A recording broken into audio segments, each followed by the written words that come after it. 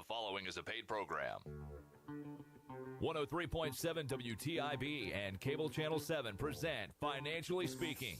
The opinions voiced on this show are for general information only and are not intended to provide specific advice or recommendations for any individuals. To determine which investments may be appropriate for you, consult with your attorney, accountant, financial advisor, or tax advisor prior to investing. Securities and investment advisory services are offered through Genuous Wealth Management Incorporated, member NASD, SIPC. Now, here's your host of Financially Speaking, certified financial advisor, Jim Taunton.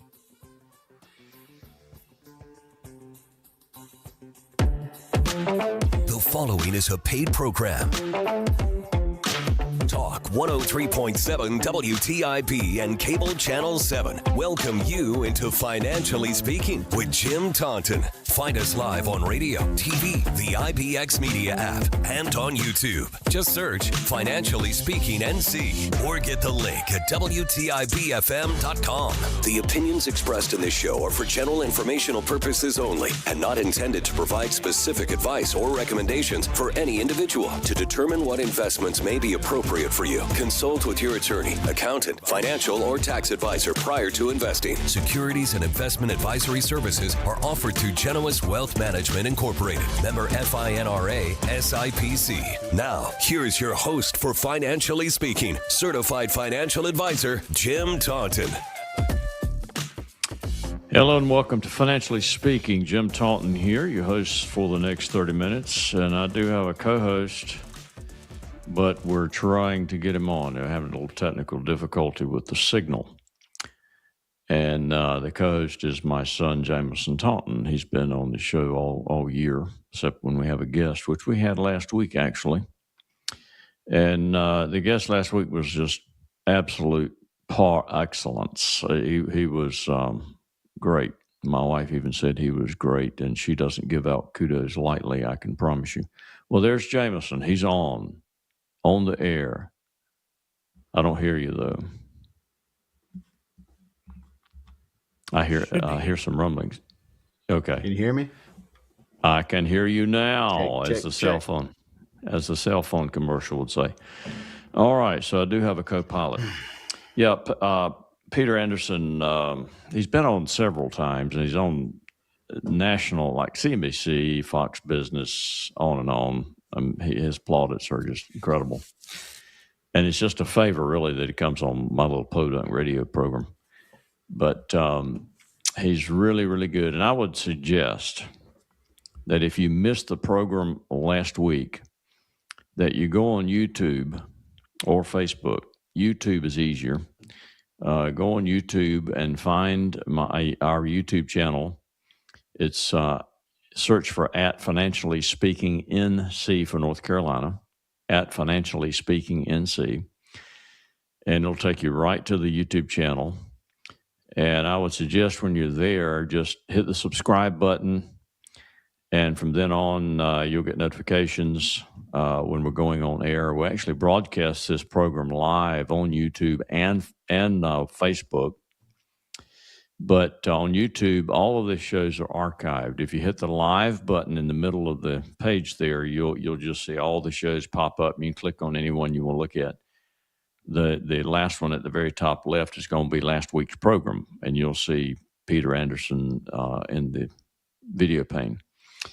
I would suggest you listen to that one. He's just really good, full of information, knows what he's talking about. Although I agree with 99.5% of what he says, but he's a little bit negative on this AI build out. He's more in the bubble category, but I'm not, and most of the people that I listen to are not. But other than that, love Peter Anderson. He's the best performing manager of the last 10 years on our advisory platform, and we talked about his performance last week. I won't do it this week, but Jameson, welcome back. He wasn't on the program last week because of Peter. Peter knocked him off. I enjoyed listening. He's always a great sharer of information and a good resource for us. So, we Yes, yes. listen to a lot of different people to kind of combine their thoughts with ours, because we do not know everything. Definitely not. Matter of fact, I know nothing. Everything I say on this program is probably picked up from people I listen to and on conference calls with and webcasts and things I read. I get a lot of stuff by email, and so I just build on that basically. Over the years, Jameis and I have had some really, really good people on this program. Some of them national types, like Peter, of course, Louis Navalier, and I've had Fed Reserve people. I've had a very high up person in the bond market many over the years. I quit having a whole lot of guests on the program, like I did the first probably 6-7 years of the program, because compliance departments are very leery now of their people going on live shows. They're afraid that they'll say something that gets them in trouble. So the only thing they'll let them do is a scripted type of format. And I tell them they can just send me the questions to ask, and I'll ask them, but it just became so difficult. I kind of quit, but I'm going to have more guests on. We are going to have more guests on this year. And when I'm not available to do the program, Jameson is going to step in and solo. He is really excited about that. Really excited. Yeah, one of my favorite guests that you have before his way too premature passing was Randy Parker, who was an economics professor at ECU, and had a lot of connections with the Fed, and he knew Ben Bernanke personally, so he was always full of information and did not hide his joy from sharing that with whoever would listen. Yeah. Oh, yeah. Yeah, Randy is probably my all-time favorite guest. Did you have Randy? Jameson has an economics degree from ECU. You had Randy for a class or two? I had him for monetary theory and policy. Oh, that sounds interesting. Oh, anyway. He was good. Yeah, Randy was one of a kind. He really was. I could get him on the program, and I'd say, "Hey, Randy," and that's all I'd have to say, and shut up the rest of the program, and he'd talk. And it was usually very interesting, good material. But he died just a few years ago of pancreatic cancer. It took him in just a few months. Just a sad thing to see, and I do miss Randy. Wish he hadn't brought that up. Just kidding. Yeah, he hosted a economic forum at the convention center every year. Always had great guests, and all the people involved with business in the community came and were able to get some good information and chat and intermingle. So it's a good time. Yeah, he is missed. They've had one forum since he died, which I attended at the new student union, and it was okay, but it wasn't as good as what Randy Parker did. So I've thought about calling the economics department over there and ask them if I could assist them in putting on an economic forum that would be certainly worth attending. But there was never any charge, and it was a lot of the financial people in the area, bankers, financial advisors, and insurance people. Anyway, let's go to a first break in the program. It takes about a couple minutes for that. But let me remind you, this is and always has been a listener participation program, which simply means we'd love to have you call in and ask us a financially related question. And unlike every other program under the sun that requires you to answer a question to win anything, if you call in with a question, your name goes into the drawing for the dinner for two at Atavola, and I'll even pay the tip. You and your significant other. Great place to eat. I've sent hundreds of people there. So call in with your question. During this break, we'll take your call first. When we come back, the number to call is 252-561-TALK. 561-8255. 561-8255. call us. We'll take your call when we come back. We'll be back in about 2 minutes. Ayden Golf and Country Club invites you to become a member. Come tour our beautiful clubhouse, ballroom, and facilities. For a quality golf experience, sign up for our discounted special membership rates, low monthly dues with no quarterly food minimum or assessments. Folks love to play golf at Ayden Golf and Country Club. Cool off at the pool all summer. Enjoy excellent food and beverages from the snack bar. Even store your own cart, unless you like to walk. Call 746-3389 for special limited membership rates at the Ayden Golf and Country Club. My practice has been built on accessibility, responsiveness, and a willingness to be proactive for my clients. I'm not afraid to make recommendations relating to your investments and planning. I do hope all of your financial decisions are good ones, but let's not rely on hope. Let's roll up our sleeves and get to work. Jim has attained 3 professional designations: Certified Financial Planner, Chartered Life Underwriter, and Chartered Financial Consultant, which entails 20 courses of study with examinations and a comprehensive national board exam, administered by the Certified Financial Planning Board. Jim has been practicing in financial services since 1979, which includes investing, planning, and insurance to help you meet your financial goals. Among the many awards Jim has received in his career is his selection to the Guide of the Top Financial Planners by the Consumer Research Council of America.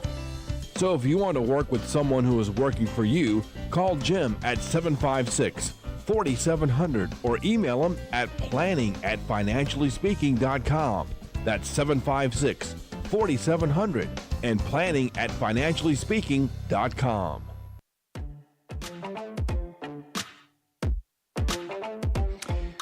Welcome back to Financially Speaking. Jim and Jameson Taunton here with you, and thankfully someone has interrupted the monologue. His name is Sam. Sam, go right ahead with your question. Yes, sir.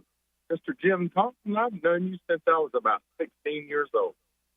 Went to Greenville First Church with you. I always thought the world of you and your family, Miss June. And man, I remember when your kids were small and the whole time you were planning for where you are now, and I was trying to watch what you were doing so that I could plan to get to 60, and that's where I am now.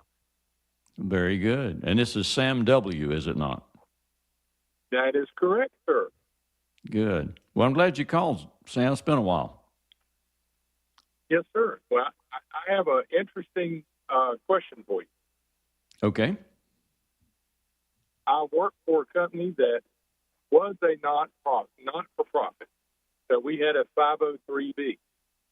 And I contributed to that 503B for about 15 years. And we bought another company in Alabama, and that company had a traditional 401k.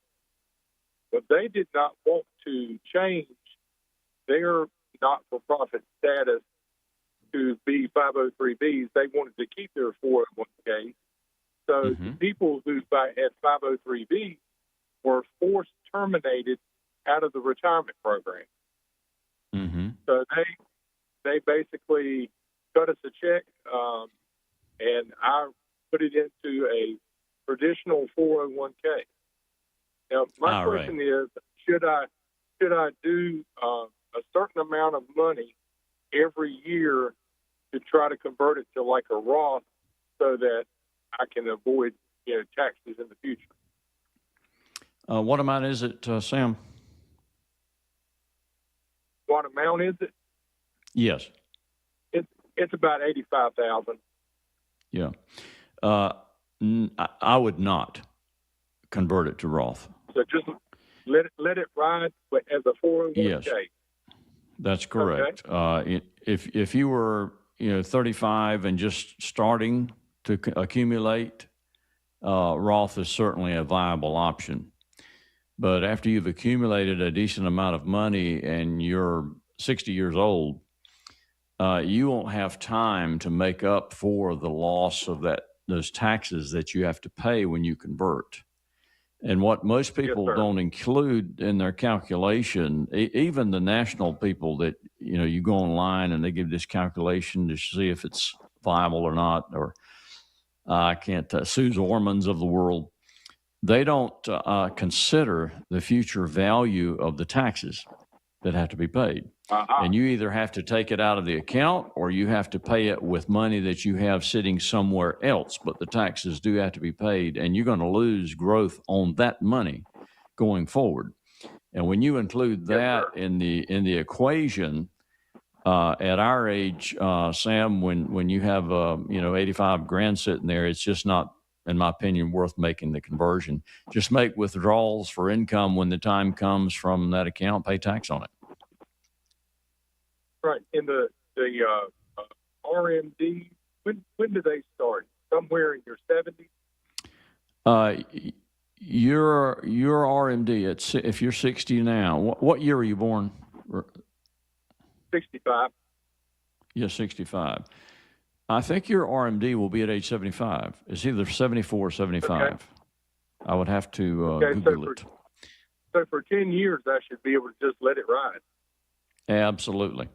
And RMDs are nothing to be afraid of. I mean, I have clients that I will call when they attain to the RMD age. And I had one fellow just in the last few weeks. You're calling about that RMD, aren't you? And he sounded like he got up on the wrong side of the bed, but it's just nothing to be afraid of. It's just a withdrawal, and you're going to pay tax on that money at some point anyway. Either you are or your children are. And I'd rather you pay tax on it. That means you've taken it out and used it and had fun with it. You're the one that accumulated the money.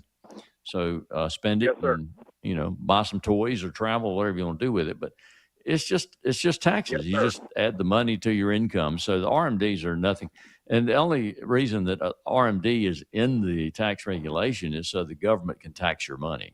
They don't want it sitting there till you die, and then it goes to your children, then they have 10 years to take it out. And so it defers taxation forever almost. So they want to go ahead and start taxing it. That's the whole purpose. And withdrawals are withdrawals, whether you title them as RMDs or just withdrawals, voluntary withdrawals. It makes no difference. Yes, sir. And I find that there's always something to spend that RMD on. So I don't think there'll be any problem with that. But even if you have everything paid off, you're still going to be paying electricity and utilities and insurance and all those things that take anything that you think you might put aside. It's always something that takes it. Yeah, you're exactly right. I think Jameson was making a comment, but go ahead, Jameson. See if I can hear you. Can you hear me okay? Yes. Yeah, I was just going to add that I think part of that SAFE Act 2.0 that they're looking to pass is actually going to increase the age for RMDs even higher. So that's kind of part of that agenda, which will allow more time to contribute and kind of delay when you have to start that. It almost appears like we have a pro-growth administration right now, doesn't it? Yeah, amazing but true, sir. Are you still living in Greenville, Sam? I'm living in down in Paradise in a little place called Blunt's Creek. Blunt? Oh, my father pastored a church in Blunt's Creek for about 3 years. I'll be. So I'm aware. Are you calling from Blunt's Creek now? I'm calling from the road. I work for a company that has me covering a region from the Outer Banks Hospital down to Wilton. And very good.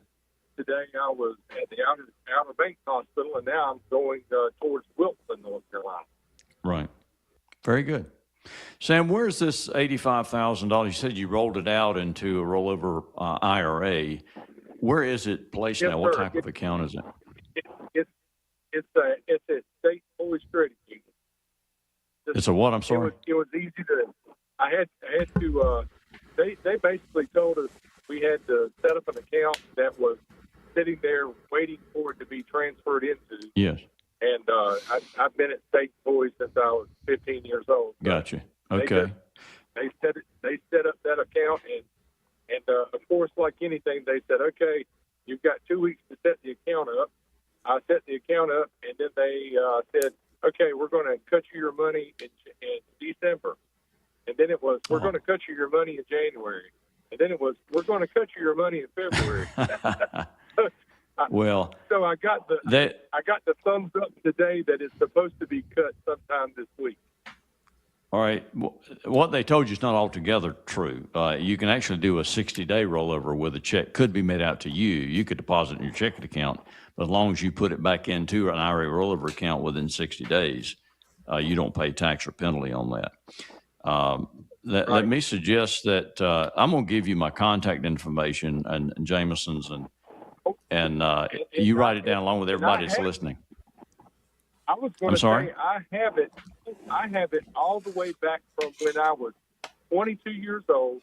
I graduated from ECU. I needed some short-term health care insurance, and you provided that for me with no problem. I did. That's back when I was doing a little health insurance, which I haven't done in forever. Sir. Yeah, let me give you my contact information, Sam. I'd love to for Jameson and I to sit down with you and give you some options. Second opinion never hurts to get a second opinion on what to do with that money, and you probably want a higher return than CQ is going to give you. To be honest with you, over time. Yes, sir. So let me give you this. The phone number of the office is, of course, area 252 756-4700 756-4700. And our email is jameson@financiallyspeaking.com, Jameson with an E. Okay. And our website is jtauntonfinancial.com. And you can go on the website and there's an inquiry page you can complete and it'll come to us by email. So a lot of ways to contact us. But we'd love to talk with you and just make sure you do the right things. That's a goodly amount of money, and then you need to have it working for you as hard as it can because you worked hard to accumulate it. Yeah, and if state employees is still the same as I remember when I worked there, 15, 16 years ago, the retirement accounts that they have, it's basically like a regular savings account that earns a certain rate. That's not nearly what you could get invested, but I may be wrong. It may have changed, but that's what it used to be. You need an inflation hedge on your money, Sam. That simply means that you need a rate of return that is somewhat higher than the inflation rate so that you're actually growing money. If you don't, you're losing purchasing power over time, and that will do you no good whatsoever. Sammy, thank you. Yes, sir. And we have a mutual friend that him and I talk. We say nice things about you. And the guy's name is Waylon Summerlin. He lives down there in Blunt's Creek. Oh, Waylon. Don't believe a word. Yeah. I'm just kidding. Waylon's been a client for many, many years. And his son just became a client. Yeah, his son's a client now. Jameson worked with him. And let me tell you this story. We've since you called in, I'm going to give you the whole program. How about that? Go right ahead. The story I tell with Waylon is I was sitting in my recliner one evening watching the program. And our phone system at the office is designed so that if nobody answers the phone at the office, it'll go to, the message, press 1 for Jim, 2 for Jameson, whatever. And if they press the number, it's going to come to me. It's going to go to my cell phone. So I'm sitting there at 10 o'clock in the evening in my recliner and my phone rings. I see it's a business call coming from our system at the office. So I answer it. And it was Waylon. And Waylon said, Jim, what are you doing at the office at 10 o'clock at night? And it was like a Saturday. I said, well, I'm not really. I'm in my recliner, but, I'll answer the phone if a client calls. He said, oh, my goodness. He said, I was going to leave you a message. You could get something done for me on Monday, but he went ahead and told me, and I sent myself an email. But ever since then, he's made notes on Facebook pages and everywhere I could see. He said, now, this is a good advisor. I called him at 10 o'clock at night one time and answered the phone. But don't be telling everybody that, Waylon. They might start calling Jim at 10 o'clock at night. Yeah. Well, I don't mind, really. I've always answered the phone. I don't ever unhook completely. I've never been one of those advisors that fires clients because they're too small, or says no because they don't have enough money to start with, or I don't answer the phone at certain times. That's just, I don't know. If they have a question, I want to be able to answer it. Yes, sir. Sam, thanks for calling, man. I hope we can get together with you. Yes, sir. And I appreciate you answering that phone at 10 because not all of us work that 8 to 5 grind. I've been on second and third shift for 40 years. Yeah. Not me, bro. All right, brother. Well, you have a good one. I look forward to seeing you soon. You too. Take care, Sam. Bye-bye. Thanks for Sam. calling. God bless you. Yes, sir. And you're in the drawing for the dinner for two if you gave your phone number to the producer. And I hope you did. If you didn't, you listening, Sam. If he didn't give you, okay, he did. Good. Yep. Good. I hope you win, Sam. Love to send you out to eat. All right. We won't do a mid-program break because we did the first break late, and we've already talked all the way through the mid-program. And, we don't have but like 5 more good minutes. We had a case I wanted to talk about a little bit, actually, Jameson's case. We mentioned a little bit about it last week, but I just thought that was an interesting thing that happened. Jameson had put together the financial plan, and we met with them. And I went through the plan. We pull up all the pages on the screen and go through that and give them the book to take home to mark up and make changes and corrections and what have you, so we get good, accurate information. But there's a 5-year difference between the husband and the wife's ages. The husband was 5 years older. And the husband gave me 65 as his projected retirement age. So when the wife came in, she just assumed that she would retire 5 years later. So he would retire, she'd work 5 more years and retire at 65 as well. So we ran the program of the plan like that, and we went through it. But then I asked a question. I said, Mrs. Client, would you like to retire when he does? So if he retired at 65, she'd be 60. She said, well, I sure would, but I didn't think it was possible. I said, well, there's not one way to find out.